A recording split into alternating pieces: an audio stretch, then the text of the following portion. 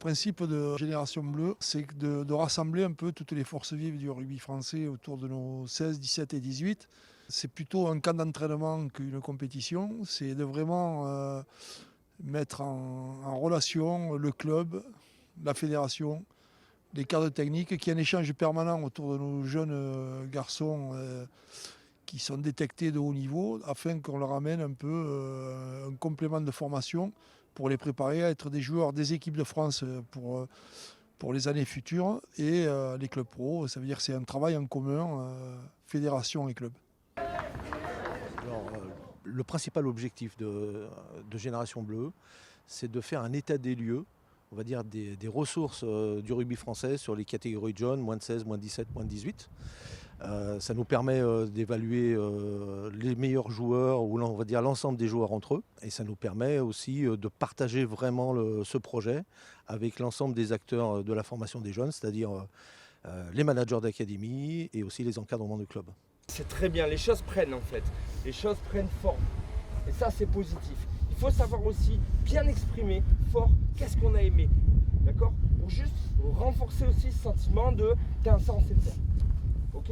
Et pas tout le temps vouloir se critiquer. Ou s'auto-critiquer. C'est bien les garçons ce que vous avez fait. Très bien. C'est un des rendez-vous de l'année. Donc pour les 16 ans, c'est d'identifier les besoins qu'ils vont avoir sur les 2 années futures. Sur les 17, c'est un peu de les faire passer du monde un peu adolescent au monde adulte, je parle en termes de rugby. Et pour les 18 ans, c'est de les préparer à rentrer dans les centres de formation, dans les équipes de France, puisqu'on commence au moins 18, et bien sûr de les préparer à rentrer dans le monde professionnel du rugby, quoi. Dans ce rôle de 15 là, qu'est-ce qu'on attend de toi dans ce rôle de 15? Tu l'as compris ou pas? Le 15 là dans ce projet, qu'est-ce qu'on attend de lui sur notre circulation et par rapport à notre cas de bloc? Un deuxième 10. Est-ce que ça peut pas être intéressant Si, ouais. de te fixer un objectif, d'arriver à animer ces blocs différemment, Ouais. de suppléer le 10 sur ça? Ouais, si. Comme ça, toi tu missionnes là-dessus parce que c'est le projet d'équipe. Ouais. Et en plus, toi, t'as pas trop l'habitude de jouer comme un deuxième 10, donc là ça peut peut-être te faire du bien aussi de montrer que t'as autre chose à. Ok. Ouais, on parle là-dessus. C'est un vrai révélateur et du coup ça nous permet en suivant de vraiment ajuster pour chacun d'entre eux les besoins de développement qu'on fera suivre aux collègues des académies Pôle Espoir et également des clubs. Et en défense, il faut que ça conne fort. Mais vraiment, là je déconne pas. Il va falloir que ça conne fort, qu'on mette un état d'esprit, de l'agressivité et qu'on soit lucide dans nos choix, ok? On a 9, 10, 12, on est lucide sur les bases, après on sait ce qu'on doit faire. Mais après c'est devant, c'est agressif. Les types en plus c'est de la vitesse et on gagne nos contacts, on gagne nos collisions.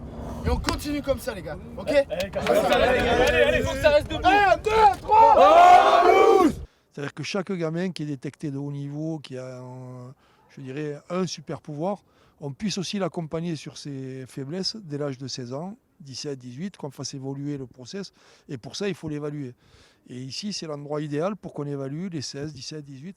C'est pour ça qu'on a essayé, on a rassemblé les 3 générations afin que les staffs qui viennent des clubs, qui viennent de la fédération, puissent échanger sur ces besoins individualisés, qu'on puisse aussi suivre les joueurs avec le carnet PPID qui est un outil formidable pour échanger avec les clubs, qu'on puisse, dès l'âge de 16 ans, améliorer ces gamins à 17 et à 18 pour les préparer à ce qui va se passer pour eux pour la suite.